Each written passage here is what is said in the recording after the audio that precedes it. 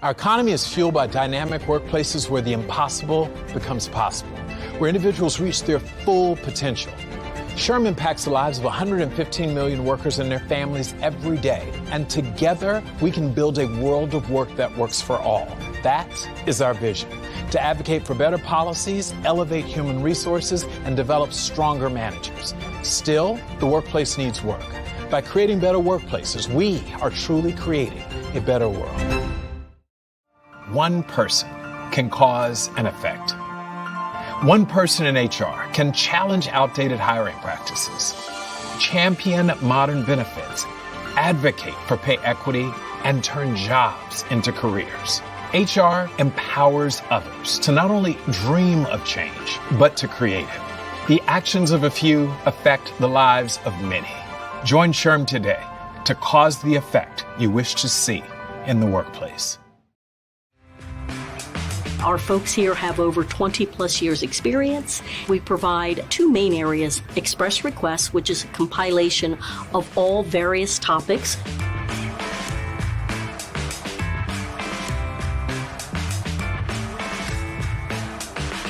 You can actually save a lot of time by asking one of our advisors to do some research for you, to bounce off an idea, to find out latest current employer practices. We talk about every topic imaginable under the umbrella of human resources. Among the most popular would be the Family and Medical Leave Act, the exemption status, questions about the salary basis.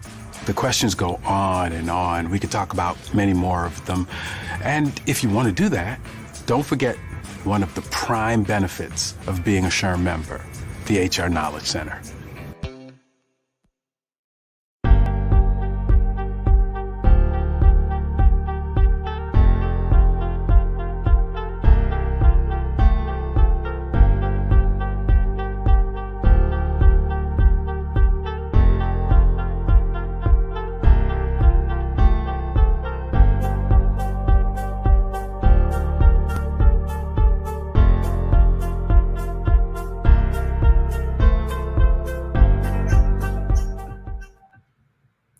Good morning. Hello and welcome to the second annual Better Workplaces Challenge Cup. Thank you for joining us.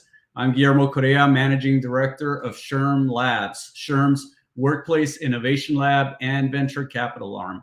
For those of you who are not familiar with SHRM, we're the Society for Human Resource Management, the largest HR association in the world with 300,000 members that touch the lives of over 115 million employees worldwide. This marks our third international segment virtually today from Singapore. So given the state of our workplaces in the world today, this year's competition continues to be just as timely as last year's. Remote work, the skill shortage, mental health, and the Great Resignation are driving the workplace to new heights of innovation. And innovation is the key reason why SHRM launched this competition. The Better Workplaces Challenge Cup is a pitch competition to find the innovators that are solving the most critical workplace challenges. And this year, the competition is global, as we have competition rounds in the US, Europe, Latin America, Middle East, Africa, and Asia Pacific. This is the 8th of 10 first round segments of the competition. From this round, the top 2 companies are going to be advancing to the 2 semifinal rounds, and then the top 2 companies from each semifinal round will advance to the finals, which will be held at SHRM's annual conference and exposition, the largest gathering of HR professionals. And this year, it's happening in New Orleans. Today, you will hear from 6 very exciting startups. Each company will provide a 3-minute pitch, and afterwards, they will have a 3-question and answer session with our judges. The criteria these startups will be judged on are, number 1, is this a business that will be able to grow to positively affect the lives and work of millions of employees? Number 2, is this a business that will create better workplaces where employers and employees thrive together? Because you have to have a balance between the two. And then finally, we're an HR association. Is this a business that will provide value to SHRM members and their companies by helping HR professionals become more efficient and strategic? Once the pitches are completed, the judges will deliberate and choose the top 2 companies that will advance. Please note that this event qualifies for 2 PDCs towards your SHRM CP or SCP certification, and we will be providing the code at the end of the event. But for now, please help me in welcoming our judges for today. First up, we have Dian Prasad, Senior Director of GovTech in Singapore. Hey, Prasad, welcome to the stage. Thank you. Next up, we have Dedu Ajit John, Director of SHRM APAC and India. Welcome, Dedu, to the stage. Thank you so much. Pleasure to be here. And last but not least, certainly a friend of ours who's been with us a few times now, David Wilson, Principal of the Franklin Advisory. David, welcome to the stage. So let's go ahead and get started. Please welcome our first participant, Prodigy. Hi, I'm Allison Eyring, founder and CEO of Prodigy.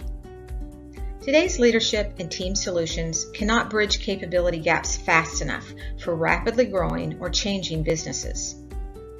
Prodigy helps to solve this problem by scaling leader and team capabilities that drive business performance and growth. It's affordable, scalable, and configurable.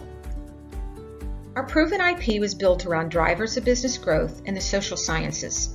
Our number one priority is to create products that empower and positively motivate our users. Of course, we protect data privacy and security, but more importantly, we ensure everyone uses Prodigy data ethically. Prodigy Lead makes it easy for users to gain deep insights into their growth leader capabilities.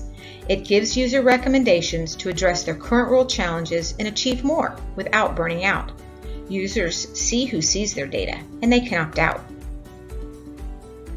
It guides users to deliver work more effectively and with greater impact as they develop new skills and perspectives. This increases their capacity to achieve more in their current and future jobs. Most problems today require work within and across teams. Prodigy Team helps those teams understand their alignment, dynamics, and capabilities. It also recommends actions and guides teams to work together more effectively to multiply their impact on the business. Prodigy's console delivers virtual L&D support for greater impact, even if your business isn't large enough to have HR specialists. The console gives visibility into talent, development progress, and impact on the job. Prodigy Learn reduces administrative work to schedule and coordinate leader and team services provided by humans. This frees up time for value-added work. AI and customizable data analytics help improve decision-making for business performance and growth. Within just a month of deployment, customers can measure the business impact of Prodigy. Prodigy sits in the cloud and can be deployed across an enterprise in days. It gives users the help they need when they need it. It also enables automated badges and certifications for as little as $1 per user.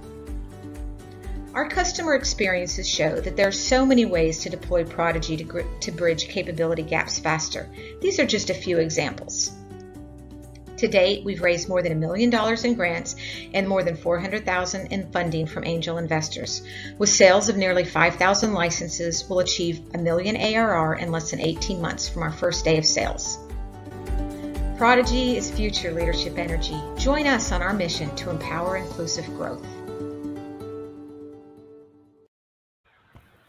All right, thank you for that presentation, Allison, and welcome to the stage. And to kick us off with the questions, Prasad, do you want to go ahead and ask the first question? Yeah, thanks, Guillermo. Morning, Allison. Good to see you. One question, if there's a single line statement that you would make as to why this product is going to be important for organizations, what would that be? Organizations cannot afford to build leadership capabilities fast enough for the pace of change and growth. Yep. Thank you. All right. Dedu, David, over to you. Next question over to Dedu. Yes, I think my question is in continuation with what Prasad has shared. Hi, Allison. is that I understand that it's important and quite unique, products that you have. But very specifically, how different is this product or a service from those that are already available in the market? Because you're talking about growth leader assessment. I don't see anything about the personal training methodology, which was also a part of your, presentation, if I'm not wrong. Well, the thing to remember about Prodigy is that it's a platform with multiple products. And so, for instance, the lead product has an assessment. It has assessments in it, and it has what we call sprints, which are periods of time where a person's doing real work. They're delivering work that the challenge in the work can trigger their development. We call that grow in the flow. So on the surface, it appears similar to many applications that are taking learning content and applying it to the job. But that it's different in that the genesis is, what are the capabilities the business needs to drive growth and transformation, as opposed to what are general capabilities that we want to build across employees. But that's one of many products that are building up on this IP and data. Sure. Thanks, Alison. Okay. And last question over to you, David. David, you're on mute, please. Yeah, you're on mute. Thanks, y'all. I was trying to be quiet. So actually, I wanted to piggyback off Daydu a little bit because I thought she had a really good point about the differentiation side. If you could kind of explain a little bit, you're clearly in a great market right now where people are trying to leverage, AI for leadership. Can you explain a little bit more about the actual technical part behind the scenes, whether it's your code or if there's something in the algorithm, as far as helping, you talk a little bit about, I think you mentioned AI and things that actually build into, quick feedback on leadership. If you could describe a little bit more about what is actually going on besides like a kind of a static framework that you mentioned, I think on slide 3 or 4, if you could talk a little bit more about what is that technical code and the AI that's happening behind the scenes? Well, Prodigy is a self-provisioning B2B SaaS platform. It's software. It has embedded IP and data. So sits in the cloud. It's a microservices type environment that will provide a range of services to people using it in the same way that any kind of software does. So the service could be allowing them to sign up for a workshop. The service could be allowing them to, or guiding them. For instance, we have a series of transition sprints for people who are moving into a new role. So the service would be to give them suggestions on what to do to successfully transition into the role. And then it helps them build support from others to get feedback and advice along the way. That's one aspect of the data. But Prodigy serves 3 different stakeholders. The user we believe the user is the number one stakeholder. The second priority is an HR. If the organization's big enough to have an HR specialist, then the services that it's providing is helping to aggregate data and give recommendations to HR. And then to decision makers, it allows the business to see what the business impact of the actions are and what's happening in the system. So it creates visibility that most learning systems struggle to show the connection between what the person's doing and the business impact. And that's one of the problems that Prodigy helps to solve. Okay. Excellent. Thank you very much, Allison, for that. And while the judges write down some notes, how can attendees find out more about Prodigy? Well, they can easily find us on LinkedIn for Prodigy. They can look at us on the web, prodigy.com. I'm easily discoverable. If you're in Singapore, call me up. And my co-founders and I are very happy to talk with you. Okay, fantastic. Thank you very much for being here. All right, let's go on to our second participant, Included. For a long time now, companies have tried to diversify their workforce and leadership levels. 96% of CEOs agree diversity, equity, and inclusion, DEI, is a strategic priority for them. While at the same time, women, people of color, LGBTQIA+, disabled and veteran community members have struggled to join and grow their careers at these same companies. Companies want it, employees want it, but the outcomes for diversity hiring and promotions have progressed so slowly. How can this be? Hi, I'm Laura Close, DEI expert and co-founder of Included. And the reason enterprise DEI has progressed so slowly is that DEI hasn't had easy-to-use, scalable technology. Included shows you every touch point in the candidate and employee journey so you can easily hire and promote a super diverse workforce with DEI data. You'll see the term DEI on a variety of HR tool websites, but if you look under the hood, you'll mostly find yet another survey module or just a frustrating glimpse of the data without full solutioning. The tooling just isn't up to the task. The legacy HR tech that leaders rely on was not built to tell the diversity story of their candidates and employees. HR and DEI leaders are tired of endlessly trying to stand up DEI solutions. Included is the only DEI people experience platform to unify DEI initiatives across HR, talent acquisition, L&D, and DEI so leaders can plan and automate their DEI initiatives. Included's easy, collaborative interface allows DEI to instantly align with HR functions such as talent acquisition in the way that matches how both DEI and TA set strategy. Everything is customizable to match your organization's unique business, market, and goals. TA leaders love being able to instantly see where the demographic groups are being washed out of the hiring funnel. And our AI highlights the most statistically significant spots so you can close those equity gaps. Just apply process and policy improvements in the highlighted areas. Easy. Recruiters love to calibrate sourcing strategies with our instant measurement tools that demonstrate which sources are resulting in qualified candidates who get hired and the types of activities that best secure those candidate applications. Because Included integrates with all people systems in the enterprise, you can keep all your current systems, but now you've eliminated the incredibly time-intensive efforts of attempting to align all stakeholders and deliver results manually. Best of all, our AI capability is proactive with just-in-time nudges that allow HR to get out ahead of emerging issues and delight candidates and employees. Our first module for talent acquisition is live with 7 customers, and the full employee lifecycle of DEI predictions and insights are being delivered throughout the year. Employees at our customer companies brag, our company cares enough about us to automatically detect and close equity gaps. Included helps HR leaders do what they do best, delight candidates and employees with an inclusive, equitable journey. All right, excellent. And Laura, welcome to the stage. Thank you for your presentation. And for this round, Daydu, how about if you get us started with the questions and answers? Absolutely. Thanks a lot. And hi, Laura, once again. A very good presentation. Thank you so much. One question, but sub-questions in that. I do see that you have used the diverse database, but my specific question is that how do you get this data plugged in at the back end? So unless and until the organization or the applicants share their diverse profile, what kind of diversity they are into, unless and until you do that, I don't see this. I mean, how exactly do you manage the data at the back end? Number 2 is that I see a lot of Black applicants and a lot of ethnicity related diversity that I see in the presentation as well as in the website that I have seen. So is that the only diversity that you're looking at, and what are the other forms of diversity that you're looking at? Great questions. Really happy to be here and glad to meet you. Thank you for your questions.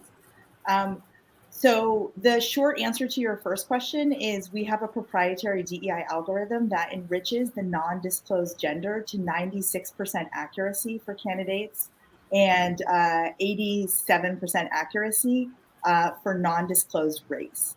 The longer answer is that this technology has been in use on the customer side of the house for a long time. We care so much about the customer that segmentation by demographics have been enabled there for a very long time. And we're now able to bring that algorithm very safely over to the DEI side of the house, train it on the own people data set inside the company to validate the accuracy and deliver incredibly rich data sets to our customers. Does that answer your question? Yeah, it kind of answers. Thank you so much. Yes. And then the second answer to your second question is that we look at all protected identities that there is data to collect on. And when it comes to centering Black experiences as a DEI company, in our marketing materials, we always make sure to emphasize that that journey is very valuable to us. But whether you are disabled, a veteran community member, a woman in tech or any other protected identity, we care about that journey and we enable that visibility instantly for all HR professionals. Sure. So you are looking beyond the ethnicity. That's not the only parameter that you're looking at, the diversity dimension. Not only do we look beyond ethnicity, but we enable something called intersectionality, which not everyone on this call might be familiar with. And it's the ability to look at both race and gender and disability and veteran status in any variety of combinations for the richest possible understanding of our candidate and employee population, because we care so much about the equity gaps and their success. Sure. Thanks, Laura. That's it from my end. Thank Over you. to you, David and Prasad. Next question over to David.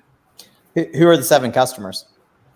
Will they flash on the screen? It's Doximity, it's Aurora, it's Nintex, it's Remitly, it's Amperity, it's BarkBox, and oh gosh, I'm having nerves. I'm not remembering. If you can't remember all your customers, that's not a bad thing. That just means that just means you're getting more and more customers. I'm gonna replay this. I have a buddy who is he has a big brewery that's nationwide, and I took him to a restaurant that I like to frequent as a member.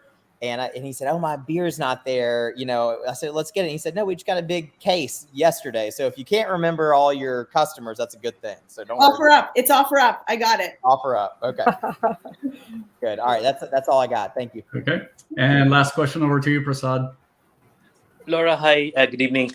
My personal belief is anything around diversity and inclusion is as much mindset issue as much as its process, programs, platforms, etc. So you did mention a little bit about just-in-time nudges in your presentation, but can you elaborate on that specifically as it pertains to how would your product influence mindsets? That's such a great question. And I've been in this space for 21 years, and we have such a rich bench of training and educational capabilities and materials to share with people to help with their mindsets. And so our just-in-time nudges are easily configurable to deliver the right information at the right time that have to do with sort of enriching of the mindset. But that said, the reason I co-founded Included is because actions based in data are far and few between in this space. And so what we're able to do is deliver concise, discrete, operational steps that different stakeholders at different parts of the company can take that are based in that company's own people data sets, historical and contemporary, so that we are possibly looking at a scenario of breakthrough diversity hiring and retention and promotion outcomes globally that's never been seen before. Thank you, Laura. That would be me. Thank you. Thank you. All right. Thank you very much, Laura. And while the judges write down some notes, how can attendees find out more about Included? Well, I have some team members who are probably active in the chat posting right now. Hi, Team Included. You can find us at included.ai. You can connect with me on LinkedIn, Laura Close, co-founder at Included, or email me at laura@included.ai. And once again, thank you so much for having us here. All right. Thank you for being here, Laura. All right. Let's go on to our third participant, ArcLab. As you watch this video from the comfort of your home or office, 2.7 billion workers, 80% of the world's workforce, have no chance to do so. The baristas who make your coffee, the servers who serve your meals, the construction workers who build your homes. This is our deskless workforce. This is who ArcLab is serving. Deskless workforce is traditionally lower educated. They have low skills and hence command low pay. Employees find it hard to pay them more because their productivity is so low. This is a vicious cycle that we as an economy, as a society, must break. This is the problem that ArcLab is solving. I'm James, CEO of ArcLab, a mobile learning platform from Singapore. ArcLab is building the world's simplest training system. Training that can be consumed by your deskless workforce in the flow of work. ArcLab empowers businesses to easily create, distribute, and track training. Anytime, anywhere, in any language. Try it for yourselves. Scan this QR code with your mobile phone and see how easy it is for a lower educated worker to consume training in their preferred language. No coding needed, no app to download. ArcLab empowers businesses to easily onboard, train, and upskill workers. Businesses using ArcLab achieve 50% time savings and productivity increases, gaining more from each worker and growing bottom line. Businesses like Facion Group in Singapore and Four Fingers in Malaysia. ArcLab has a simple pricing model, affordable monthly subscriptions, transparent for businesses and HR departments to understand and budget for. And we've seen strong momentum. We've doubled our customer base, grown subscriptions 5 times, and increased learning sessions 8 times. As our businesses transform for the digital economy, a trained workforce is the prerequisite. ArcLab helps businesses lower training costs and create a more productive and profitable business. This should translate into better pay and employee loyalty, reducing high staff turnover costs. ArcLab is still at day 1. We can help businesses upskill 250 million workers in Southeast Asia and 2.7 billion workers all over the world. Together, we can improve our workers' livelihoods and lives. Join us to upskill the world's deskless workforce.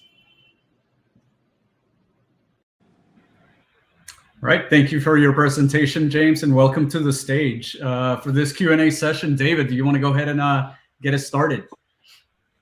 Yeah, James, thanks for the presentation. It might have been, this is more of a clarifying question, so I might have been the one getting confused, but you mentioned without a download, people were able to access the platform and use the technology. I was having a hard time kind of wrapping my head around without the download, whether on desktop or laptop or mobile. What did you mean by that? Is it all kind of text-based, or can you explain that to me a little more?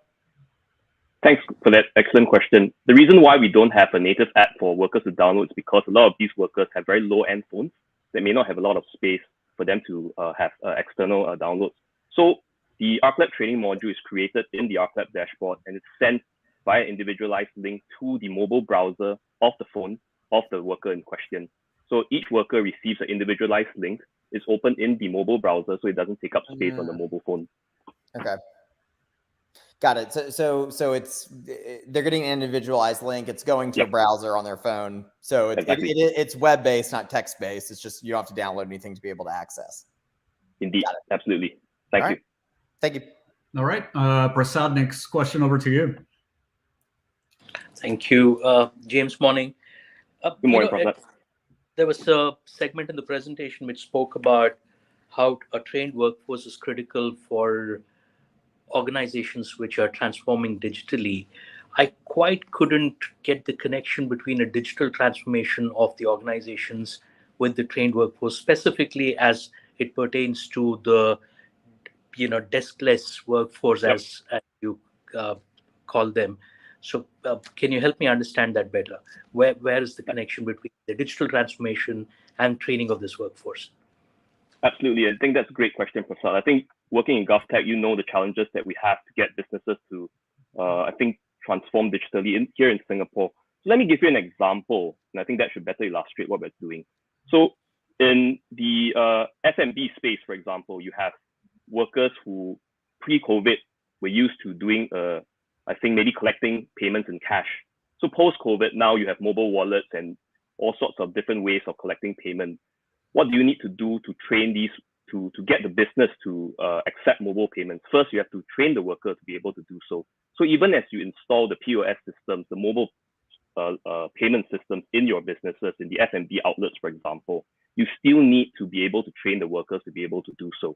Now, it's easy to do that if you only have 6 staff in one outlet. But what happens if you're like one of our customers, Facion Group, who operates 160 food court outlets in Singapore, and you have 1,600 staff to train?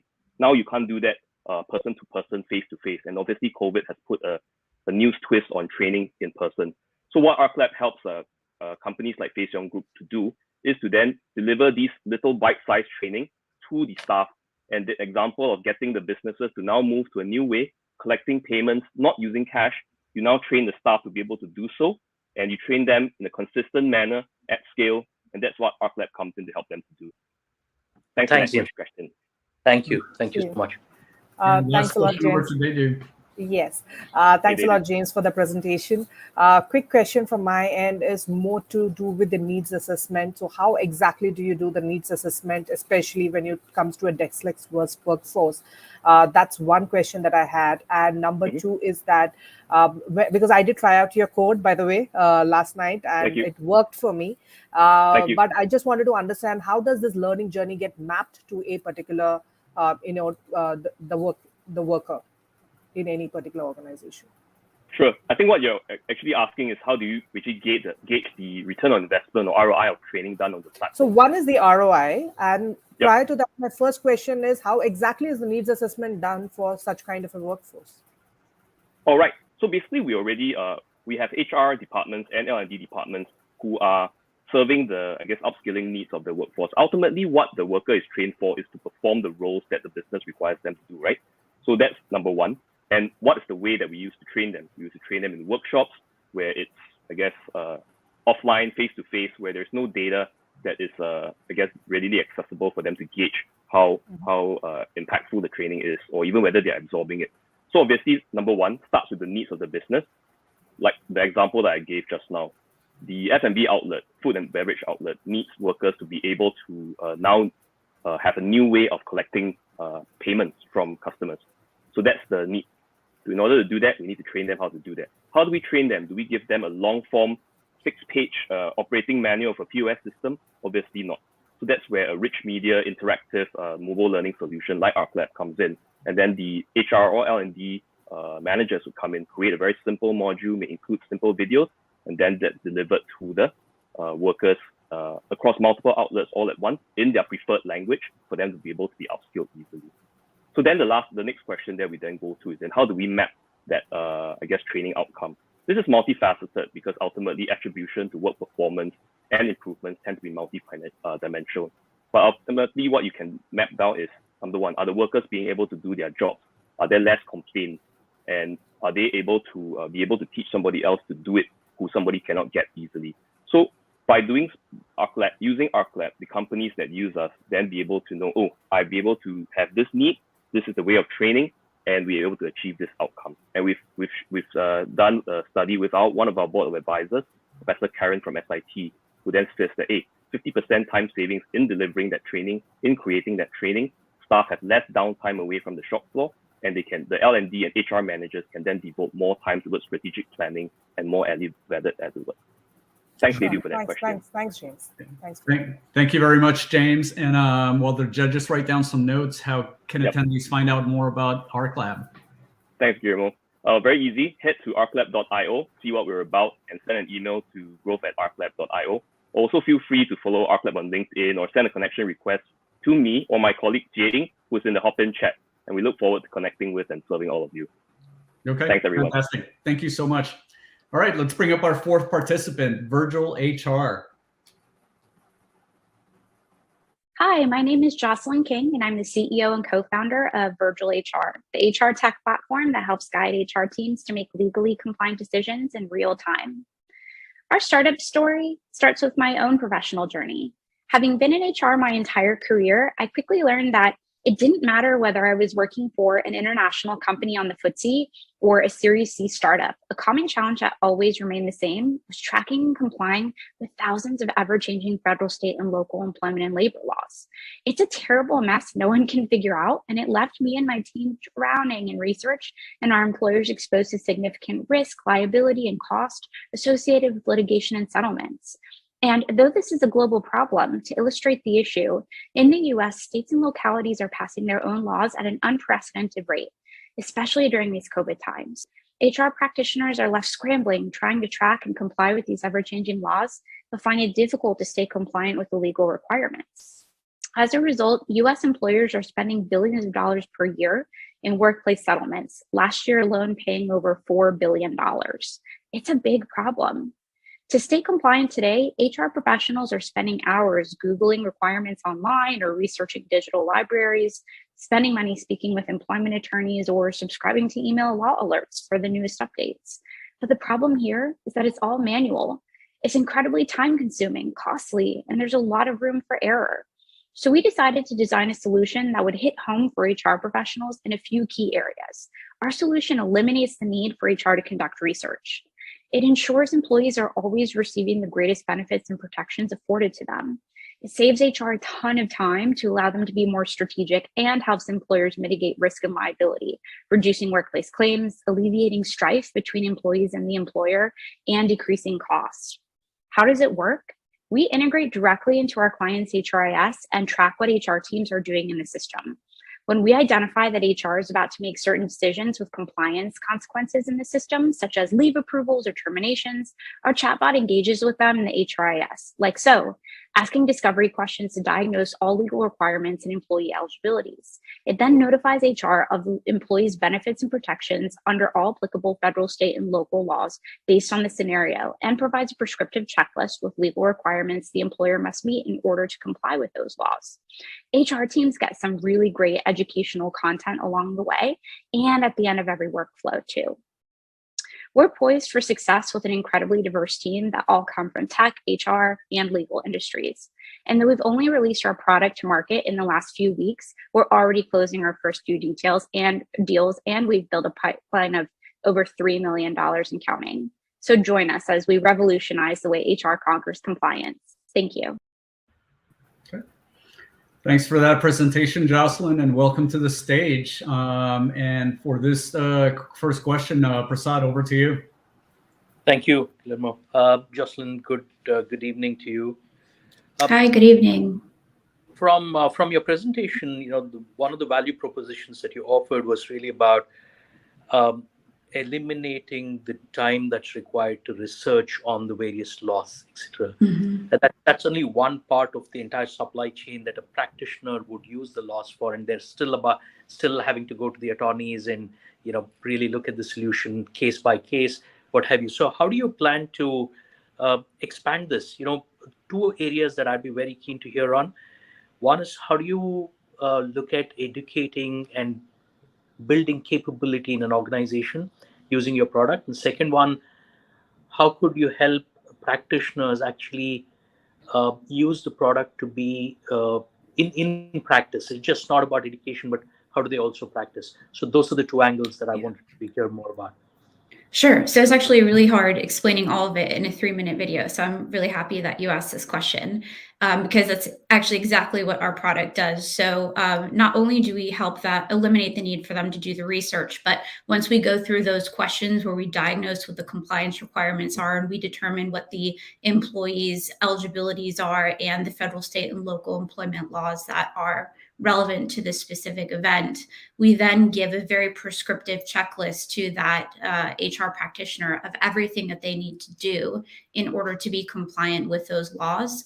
And throughout the entire workflow, we're also educating them along the way. So one of the beautiful things, and something that I was really passionate about as an HR practitioner my entire career, is I really wanted to take the opportunity, since it's so hard for HR practitioners to go out and get education when they're so overextended, is to help educate them while they're doing the work in the moment.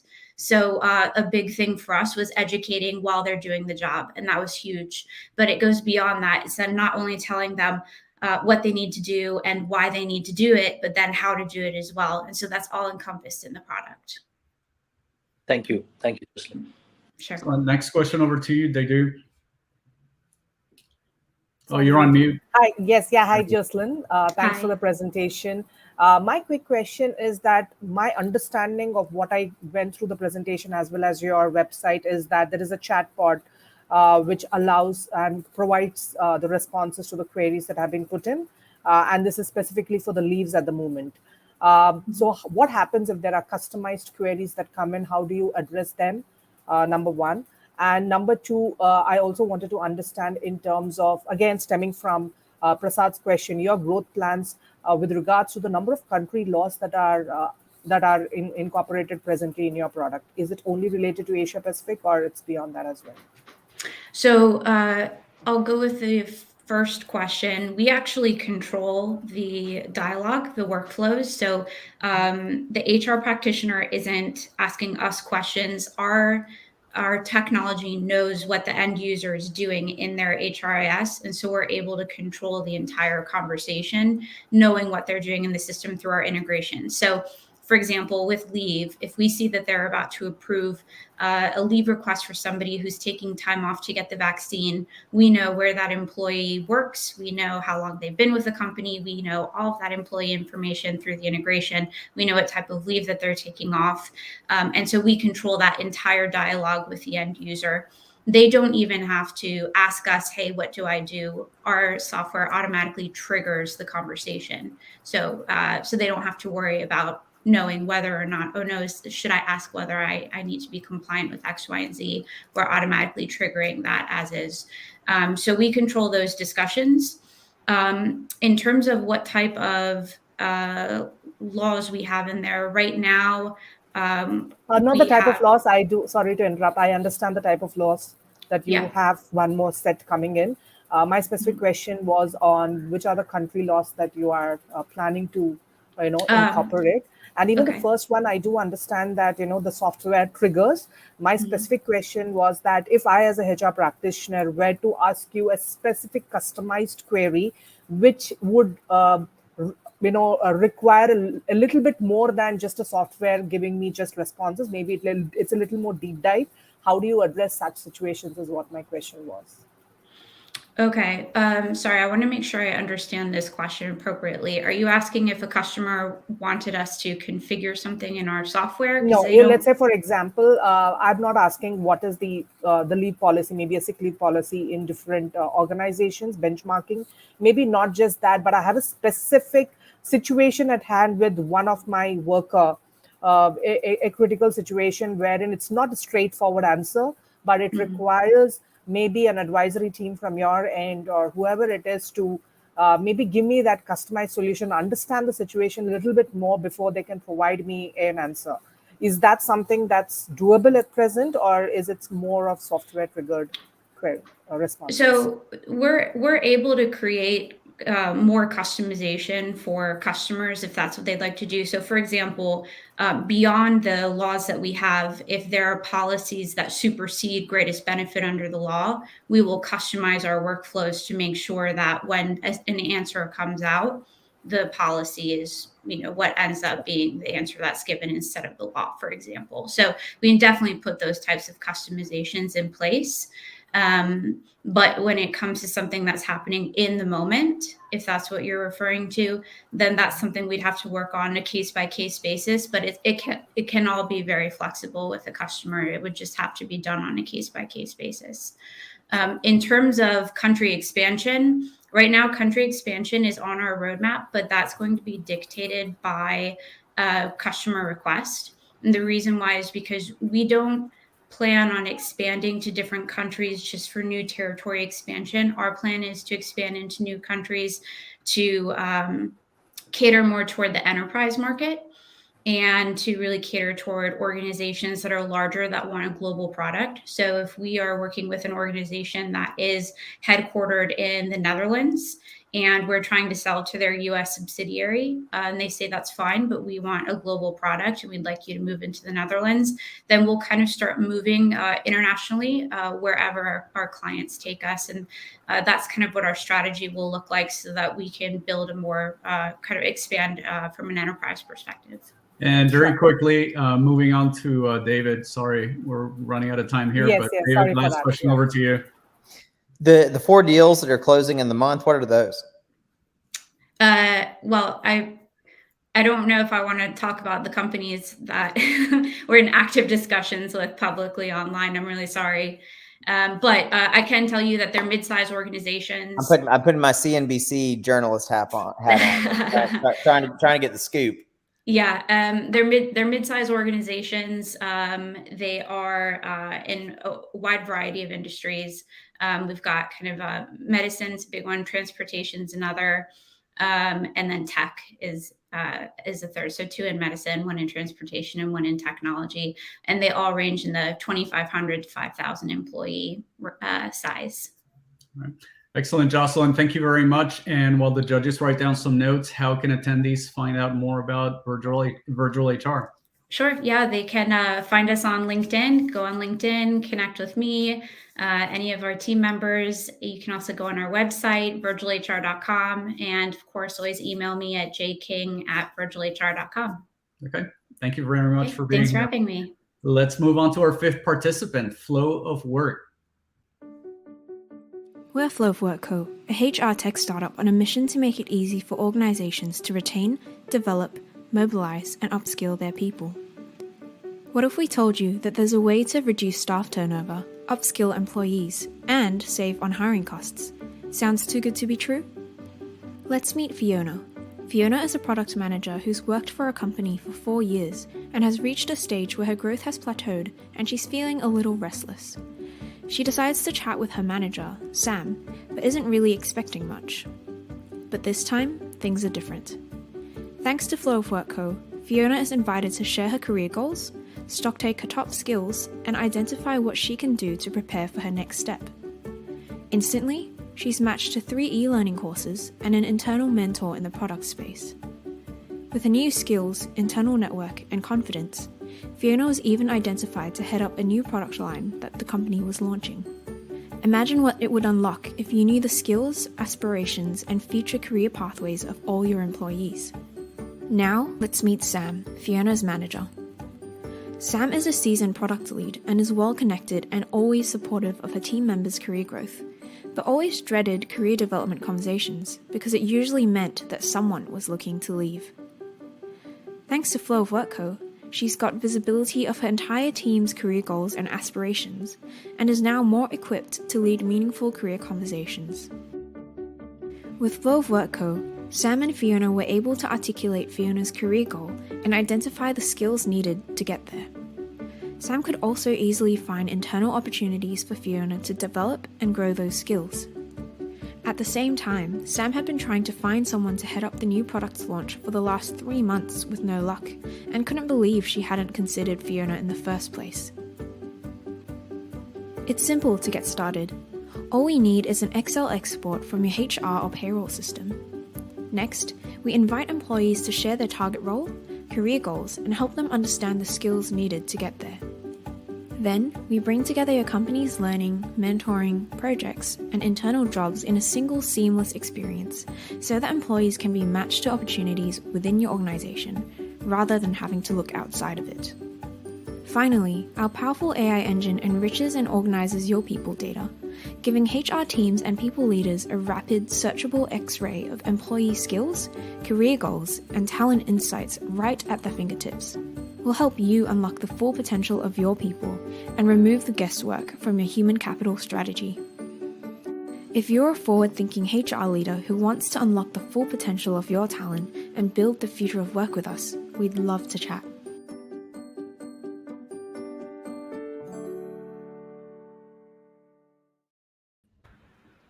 All right. Thanks for that presentation, Helena, and welcome to the stage for this round. Dedu, you want to go ahead and get us started?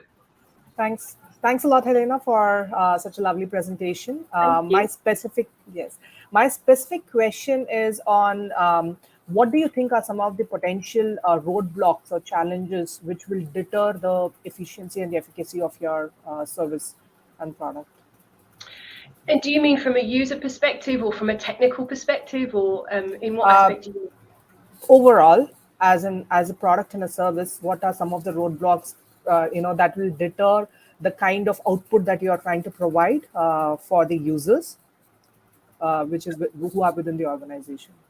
Well, we're trying to mitigate that by, first of all, working with early customers who do think of the future of work a bit differently. So we're working with organizations who do fun things like they don't believe in job titles, they're moving to either fully agile or flexible working, or they are really investing in their people deeply. So first of all, we're building in collaboration with customers who do want to challenge the status of things as they currently stand.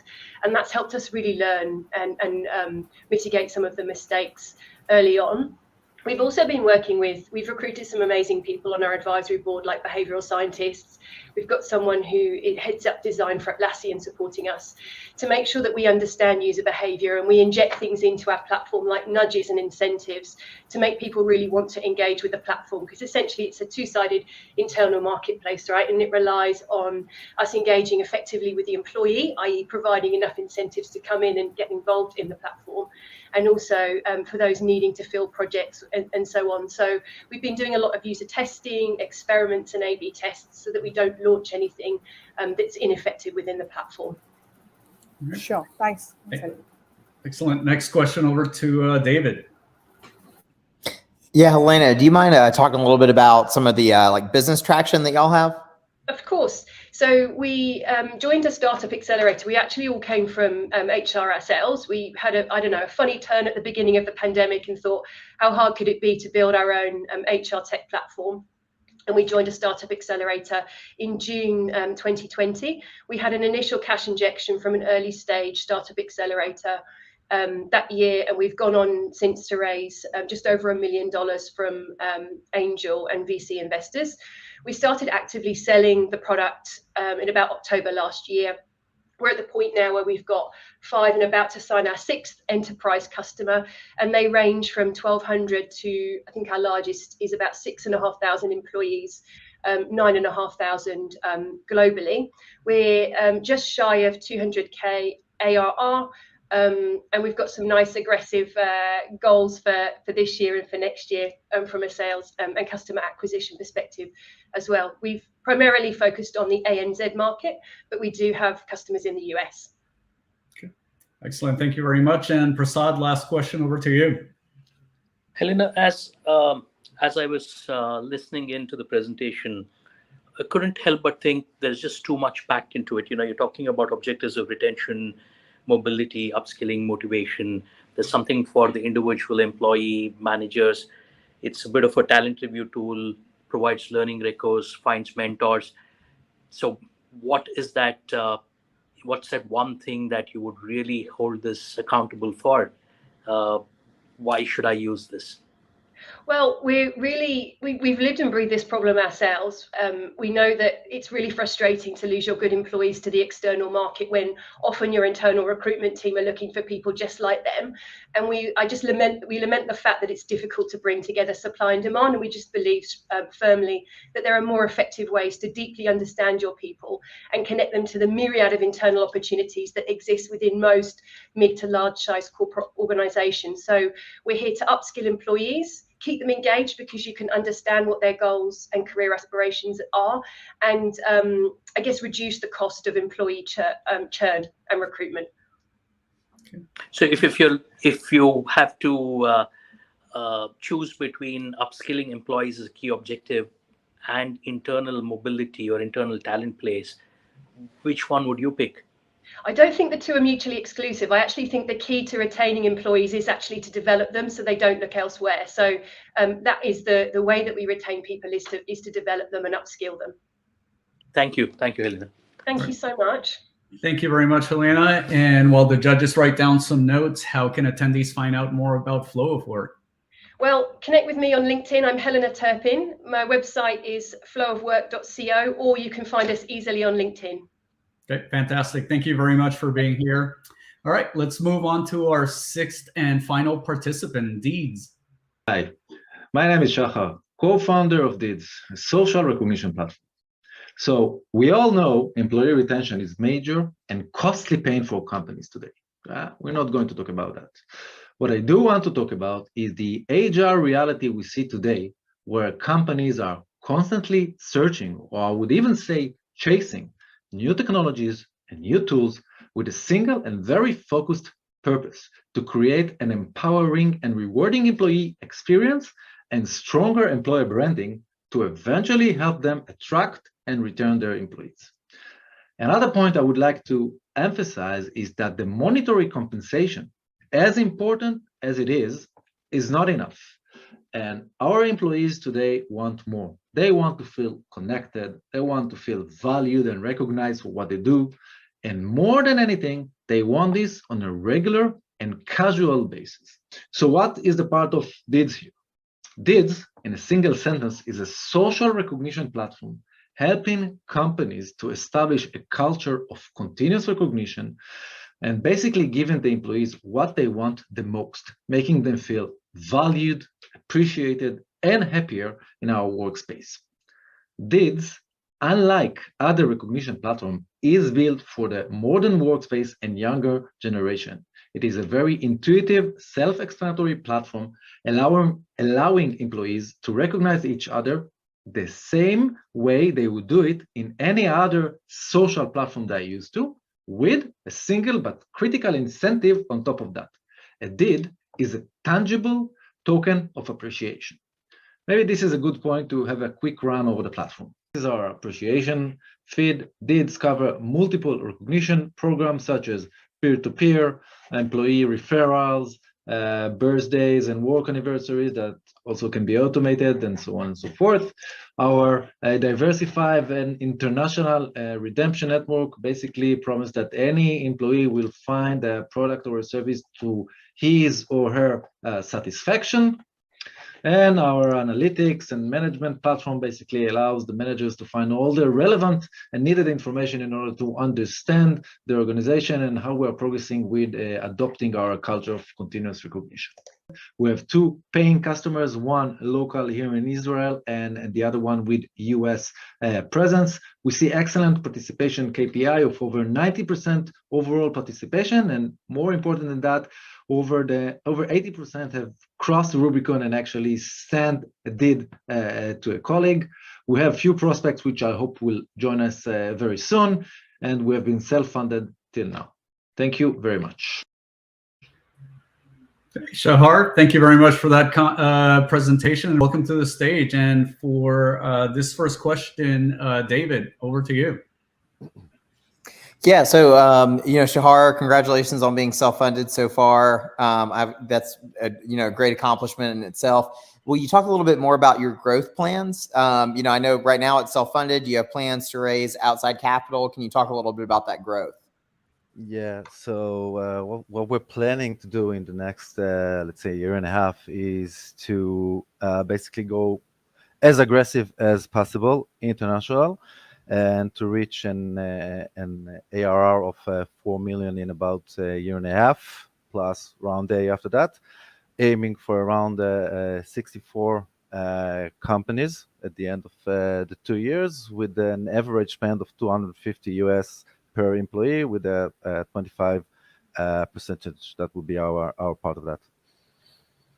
Okay. Excellent. Next question over to you, Prasad. Thank you, Sean. Hi. We have similar offerings in the market, quite a few of them. So how are you thinking about differentiating your product specifically as it pertains to either the markets you want to approach or the business segments you're looking at? Yeah, that's a good question. And I think the main difference between the competition is, well, first of all, competition, I would say, is a very good thing. It's a good indication of the need. I think the main difference is, while others are trying to force, let's call it, the traditional recognition, the top to bottom recognition, the budgeted recognition, our solution is basically taking, I would say, the human behavior of social recognition and turning it into employee recognition. We can go into more details, like, for example, when you do peer-to-peer recognition, you don't really need to get into any quantification elements or dilemmas, etc. That's only one of the examples. Thank you, Shah. And final question over to Dedu. Yeah, thanks a lot for the presentation. So my quick question is, how are you ensuring a personalized employee experience for different employee personas within an organization? Is that something that you're looking at? Yeah, definitely. First of all, obviously the offering for in the rewards parts, the offering for each and every of the segments of the employees or the companies of the location will be localized. For that, we're aiming to follow the same practice that we did locally in Tel Aviv, and that's to join a local hospitality or retail group to basically have the offering for the employees as personalized as possible. And for the other end, from the HR, we worked, when we work globally, we work with all the local HRs to make sure that the front of the application, whether it's the branding, whether it's the messages, whether it's the company values and so on, are all localized per the different different sites for those companies. Sure. Thank you. Excellent. Thank you very much, Shahar, for that presentation. And while the judges write down some notes, how can attendees find out more about these? Well, obviously on our websites, we're available on LinkedIn and on our personal emails, shahar@dids.net or guy@dids.net, with our CTO, or nimrod@dids.net, our CEO. So okay. very. All right, excellent. Thank you very much for being here and for participating. All right, and believe it or not, that actually completes the round of pitches. So, a big hand of applause to our competitors, obviously. The judges are now going to deliberate on the pitches that you just saw. We're actually going to be stepping out into a separate Zoom session. But while the judges are deliberating, we hope you enjoy some great information that we have to share with you. Please also visit the Knowledge Center virtual booth, which has some great information on this great benefit that you can receive as a SHRM member. There's also going to be a poll out there so that you can vote for your favorite startup. And we should be back shortly with you in about 10 to 15 minutes. All right. So judges, I will see you in a second in the Zoom session. All right. See you in a bit. Sure. Bye. Thank you. We are standing on the precipice of a new future. Never before have so many workplace challenges been present. But with each challenge comes opportunity. A chance to disrupt what was and create what will be. Now, more than ever, the time is now for HR to lead workplace innovation. And innovation is the key reason why SHRM launched the first ever Better Workplaces Challenge Cup. Earlier this year, we put out a call for workplace innovators solving the most pressing workplace challenges. Over 150 teams of entrepreneurs answered the call and competed in 17 local rounds that were co-hosted with SHRM chapters nationwide. Judge panels made up of SHRM volunteers selected the top 3 pitches from each local round to advance to the regional semifinals.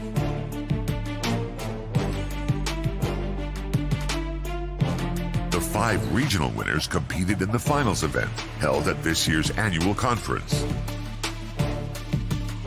Innovation, at the end of the day, is critical if we intend to reset, rethink, reimagine HR. Ladies and gentlemen, Mr. Damon John. Thank you all for being here. Thank you all for being in HR. From all of these impressive presentations, only 2 innovators remain. The 2 finalists will be Simba, and the next one is Compt. And the winner of SHRM's 2021 and first ever Better Workplaces Challenge Cup is Compt. Oh my God.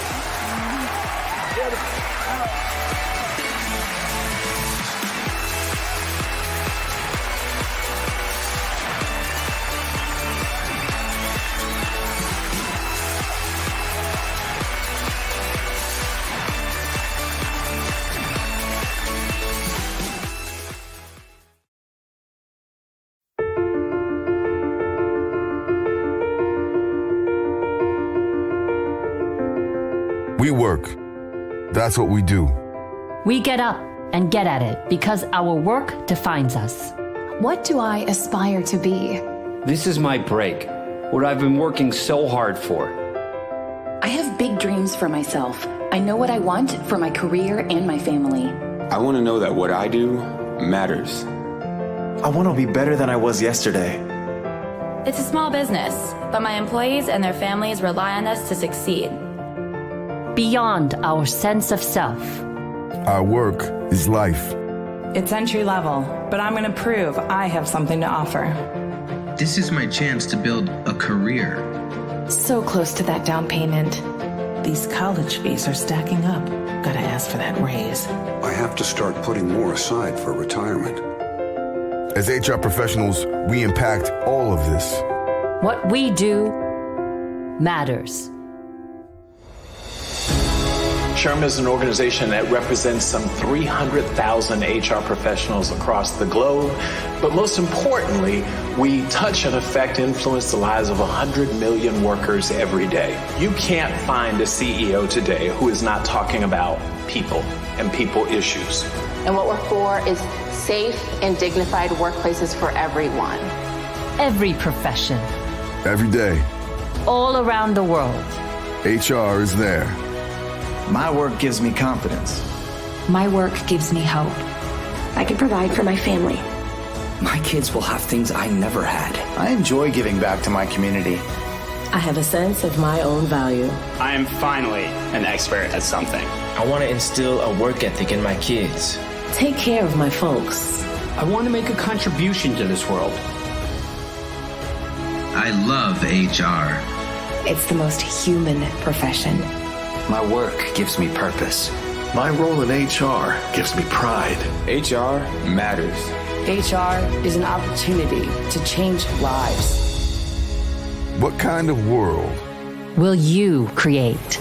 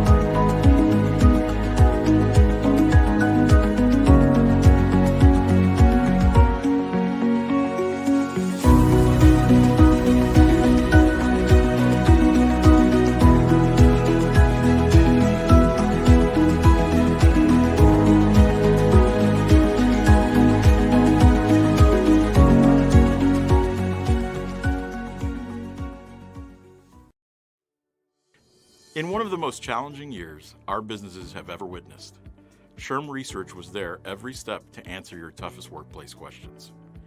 This was possible because SHRM members like you provided real-time insights to our team of researchers. We wanted to take time to share some of our more surprising and noteworthy findings from this year. COVID has had a devastating impact on businesses across the U.S., particularly small businesses, but many have proven resilient. SHRM research found that over 2 in 5 small businesses had started rethinking the way they do business, and a third had found a new way of delivering existing services due to COVID. Over 1/3 of American workers reported that they don't feel comfortable discussing race at work. This perception differs along racial lines, with 45% of Black workers saying their workplace discourages discussions of racial injustice issues at work, compared to just 30% of white workers. Interestingly, 70% of HR professionals we interviewed said these discussions are okay at work. This is an opportunity for HR professionals and organizational leaders to guide employees to have thoughtful, civil, and respectful conversations about race and create workplaces where everyone feels included and can express their points of view. Some of the benefits that employers adopted during COVID-19 might be here to stay. Over 2/3 of organizations, 68%, said they would probably or definitely adopt broader or more flexible work-from-home policies for all workers following the pandemic. So much of this timely body of research wouldn't be possible without our members who share their everyday lived experiences at work. By participating in future studies, you can continue to help SHRM answer the most pressing questions that impact work, workers, and workplaces across the globe. Together, we can achieve our mission to create better workplaces for a better world.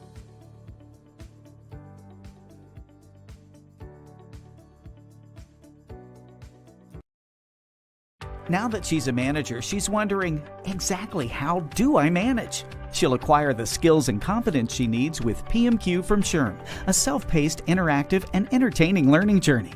In every binge-worthy episode, managers face challenges, see the impact of their decisions, and test their growing skills with gamified assessments. Perform well, and they can earn the PMQ. Better managers create better workplaces. Pre-order SHRM's new People Manager qualification now.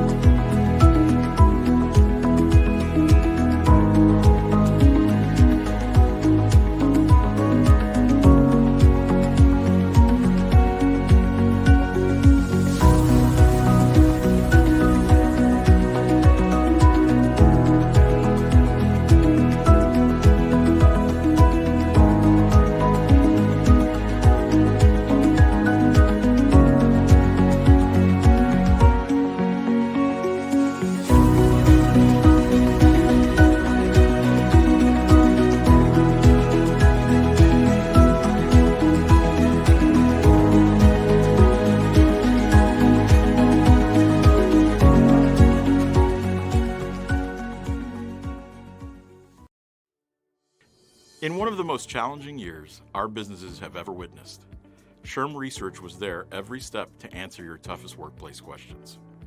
This was possible because SHRM members like you provided real-time insights to our team of researchers. We wanted to take time to share some of our more surprising and noteworthy findings from this year. COVID has had a devastating impact on businesses across the U.S., particularly small businesses, but many have proven resilient.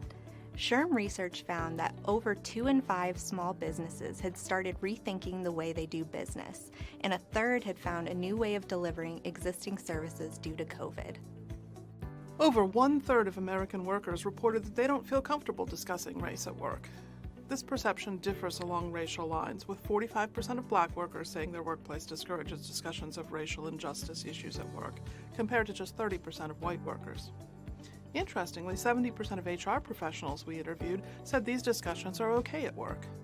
This is an opportunity for HR professionals and organizational leaders to guide employees to have thoughtful, civil, and respectful conversations about race and create workplaces where everyone feels included and can express their points of view. Some of the benefits that employers adopted during COVID-19 might be here to stay. Over 2/3 of organizations, 68%, said they would probably or definitely adopt broader or more flexible work-from-home policies for all workers following the pandemic. So much of this timely body of research wouldn't be possible without our members who share their everyday, lived experiences at work. By participating in future studies, you can continue to help SHRM answer the most pressing questions that impact work, workers, and workplaces across the globe. Together, we can achieve our mission to create better workplaces for a better world.